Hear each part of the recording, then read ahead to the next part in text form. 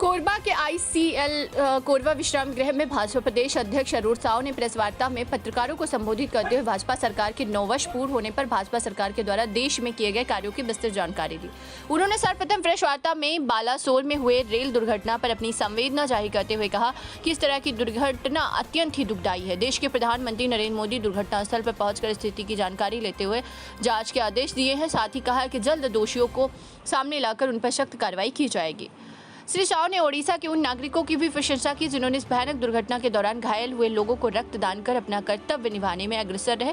Press वार्ता में उन्होंने विगत 9 वर्ष में देश में भाजपा सरकार द्वारा किए जा रहे कार्यों एवं देश के 130 करोड़ जनता के अनुरूप चलाए जा रहे योजनाओं के बारे में जानकारी दी। उन्होंने कहा, देश में भाजपा सरकार आने से पूर्व देश की स्थिति कहीं किसी से छिपी नहीं है। जिस तरह से संपूर्ण देश में भ्रष्टाचार लिप्त था, अर्थव्यवस्था चौपट थी, पॉलिसी पैरालिसिस की स्थिति थी, इन सबको लेकर जनता में घोर निराशा के भाव थे और ऐसे समय में नरेंद्र मोदी आशा और विश्वास का केंद्र बनकर आए हैं और प्रधान सेवक बनकर देश के 130 करोड़ जनता के लिए योजना बनाकर कार्य कर रहे हैं।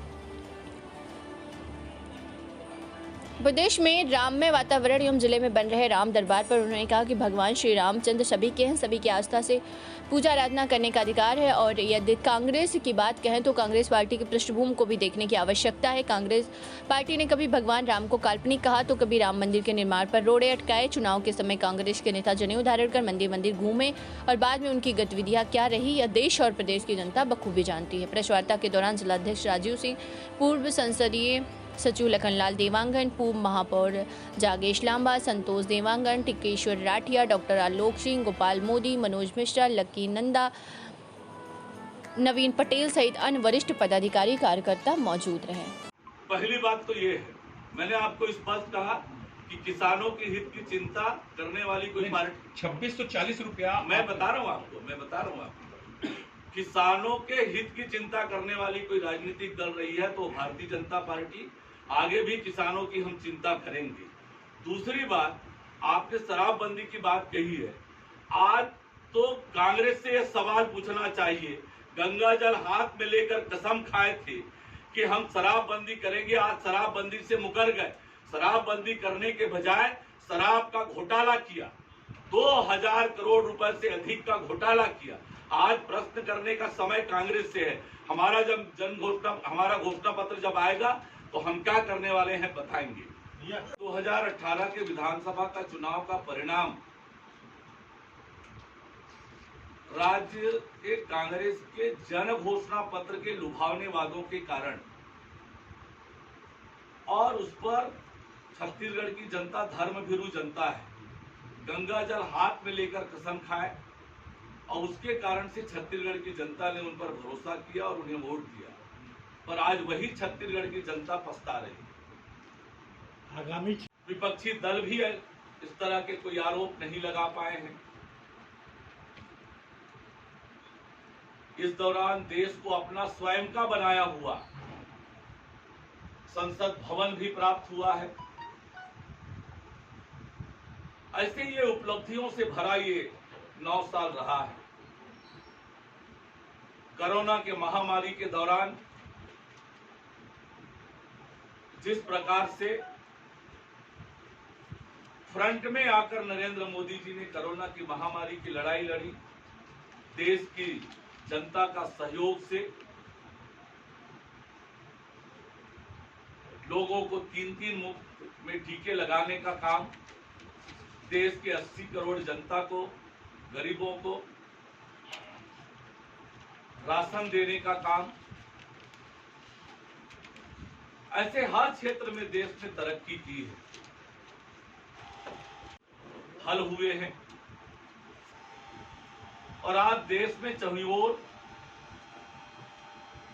आम लोगों में एक उत्साह और एक विश्वास जागा है और देश तेजी से आगे बढ़ रहा है।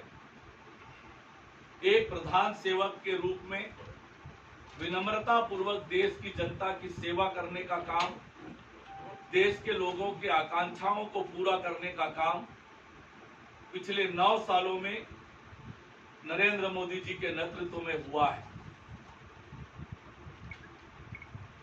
देश आगे बढ़ रहा है, और भारतीय जनता पार्टी ने इन 9 सालों के सफर को देश के हर वर्ग के बीच ले जाने का एक व्यापक जनसंपर्क महाअभियान 30 मई से लेकर 30 जून तक चलाने का निर्णय किया है। में राष्ट्रीय रामायण मंडली छत्तीसगढ़ में सोचो, देश में सोचो, विदेश से भी लोग वहाँ पे राम की धुन पर आए हैं। माता कौशल्या का मंदिर है, पूर्वम राम दरबार बन रहा है। इस पर आपका क्या कहना है पर्टिकुलर? देखिए, मुझे भगवान राम सभी के हैं, सबको आस्था से श्रद्धा से भगवान राम की पूजा आराधना करने का अधिकार है। रही बात कांग्रेस की, तो कांग्रेस की पृष्ठभूमि भी देखने की आवश्यकता है कि कांग्रेस पार्टी ने पहले भगवान राम के बारे में क्या कहा। कभी काल्पनिक कहा, कभी राम मंदिर के निर्माण में रोड़े अटकाए। हमने ये भी देखा कि चुनाव के समय कांग्रेस के नेता किस प्रकार से जनेऊ धारण करके मंदिर मंदिर घूमने, बाद में उनकी गतिविधि क्या रही, तो ये देश और छत्तीसगढ़ की जनता बखूबी जानती है। चुनाव के पहले वरिष्ठ नेता क्या उनकी अनदेखी हो रही थी और इसका कितना नुकसान बीजेपी को होगा? देखिए, भारतीय जनता पार्टी में नंद कुमार साय जी का पूरा मान सम्मान हुआ। 3 बार विधायक रहे, 3 बार लोकसभा के सांसद रहे, 2 बार राज्यसभा के सांसद रहे, मध्य प्रदेश भारतीय जनता पार्टी के अध्यक्ष रहे, छत्तीसगढ़ भारतीय जनता पार्टी के अध्यक्ष रहे, एसटी कमीशन के चेयरमैन रहे। पार्टी ने हमेशा उनका मान सम्मान किया है, उनके मान सम्मान में कोई कमी नहीं की है। प्रदेश में सीएम चेहरा और नहीं होगा, प्रदेश में सीएम का चेहरा कोई और नहीं होगा। देखिए, सीएम के चेहरे के बारे में निर्णय पार्टी की पार्लियामेंट्री पार्टी तय करेगी, लेकिन छत्तीसगढ़ में भारतीय जनता पार्टी का मतदान केंद्र स्तर तक मजबूत संगठन है। कार्यकर्ताओं की लंबी फहरिस्त है। भारतीय जनता पार्टी छत्तीसगढ़ में मजबूत है। भारतीय जनता पार्टी का एक एक कार्यकर्ता भारतीय जनता पार्टी का झंडा हाथ में लेकर, कमल निशान लेकर पूरी ताकत से चुनाव की तैयारी में जुटा हुआ है। भाजपा सत्ता में आती तो आप भी दावेदार होंगे? मैंने जैसे कहा आपको कि पार्टी की पार्लियामेंट्री पार्टी तय करेगी। मुझे पार्टी ने जो जिम्मेदारी दी है, उस जिम्मेदारी को निभाने में पूरी मेहनत और प्रयास कर रहा हूँ। सर, कांग्रेस को लगता है कि वो जो किसान कार्ड जो खेल रही है उसकी बदौलत तो सत्ता में आ सकती है, तो क्या अगर भाजपा सत्ता में आती है तो 2500 रुपए प्रति क्विंटल धान खरीदी जारी रहेगी? पहली बात तो ये है कि आज जो धान खरीदी हो रही है, समर्थन मूल्य का पूरा पैसा, यानी जो समर्थन मूल्य है उसका एक मुश्त भारत सरकार देती है और बड़ी राशि भारत सरकार देती है और पूरा धान चावल के रूप में भारत सरकार खरीद रही है। कांग्रेस की प्राथमिकता में किसान कभी रहे नहीं, आज तक नहीं रहे। गांव गरीब किसान कभी कांग्रेस की प्राथमिकता में नहीं रहे। गांव गरीब और किसान की चिंता की किसी ने तो भारतीय जनता पार्टी ने की। कांग्रेस ने क्या किया, इस सरकार ने सबसे पहले किसानों के रकबे काटे, फिर बारदाने के नाम पर तरसाया।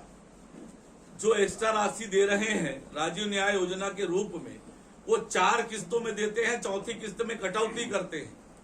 अमानक वर्मी कंपोस्ट खरीदने पर किसानों को मजबूर करते हैं और रासायनिक खादों की कालाबाजारी कांग्रेस की सरकार में हुआ।